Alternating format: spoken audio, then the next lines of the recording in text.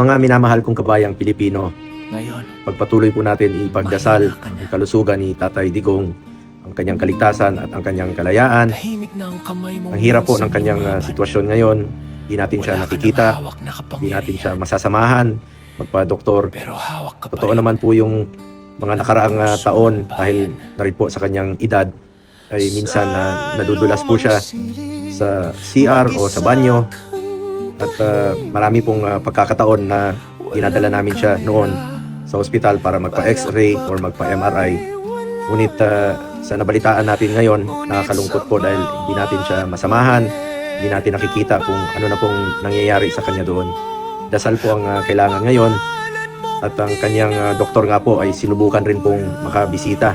Yung doktor niya po for the past 23 years, sinubukan pong bumisita rin po sa kanya doon sa The Hague, Netherlands. Ngunit hindi po pinalad na makapasok.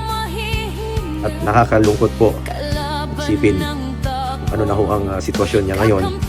Kung totoo po yung balita na siya po ay naging unconscious, natagpo ang unconscious at dinala po sa hospital para makapag-laboratory test. Sana po ay gumaling po si Tatay Digong. Ipagdasal po natin ang kanyang paggaling sa lalong daling panahon. Kung nandito lang sana siya sa Pilipinas, sasamahan ko siyang magpa-hospital, sasamahan ko po siya magpa-check up kahit anong oras po. Ayan ang ginagawa ko for the past 26 years. Ako po ay nalulungkot at nababahala sa sitwasyon niya ngayon. Mag-isa po at matanda na po si Tatay Digong. Marami na po siyang karamdaman sa kanyang edad na 80 anyos. Napakahirap po ang sitwasyon ni Tatay Digong. Bilang 80 years old po, marami na po siyang sakit at sanay po siya na inaabot yung mga medisina. Sinasamahan sa ng kanyang personal nurse or caregiver dito noon sa Pilipinas. Ngunit ngayon ay hindi po na pagbibigyan. Meron siyang caregiver.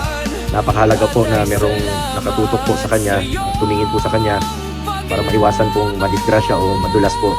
Dahil hirap na rin po siyang maglakad. At sana po bigyan po ito ng konsiderasyon ang kanyang sitwasyon doon. Importante po para sa ating lahat na siya po magiging ligtas. Ang kanyang kalusugan, ang kanyang kaligtasan po, ang kanyang kalayaan ay napakahalaga po para sa ating mga kababayang Pilipino. Dasal po ang kailangan sa ngayon mga kababayan po. Huwag po tayong tumigil na magdasal at ipaglaban po si Tatay Digong. Napakasakit po isipin sa kanyang edad po ay mag-isa po siya doon. Sana po pauwi na po siya rito sa ating bayan. Dito na po siya tumanda. Yun naman po ang gusto niya sa buhay, makauwi lang po sa Pilipinas, makauwi po sa Davao. Tanda na po si Tatay Digong, harmless na po yun. Mas nakakatakot po kung meron pong mangyari sa kanya sa ibang bansa. Mga kababayan ko, tulungan po tayo. Huwag po natin pabayaan si Tatay Digong. Pagdasal po natin siya. Paglaban po natin si Tatay Digong. Ako'y paulit-ulit na nakikiusap sa ating mga kababayan. Pagdasal natin ang kanyang kalusugan. Pagdasal po natin ang kanyang kaligtasan. At ipagdasal po natin ang kanyang kalayaan. Ipaglaban po natin si Tatay Digong. Dasal po ang kailangan. Dasal po tayo mga kababayan para kay Tatay Digong. To Tatay Digong, please get well soon. We love you, Tatay Digong. Please bring him home.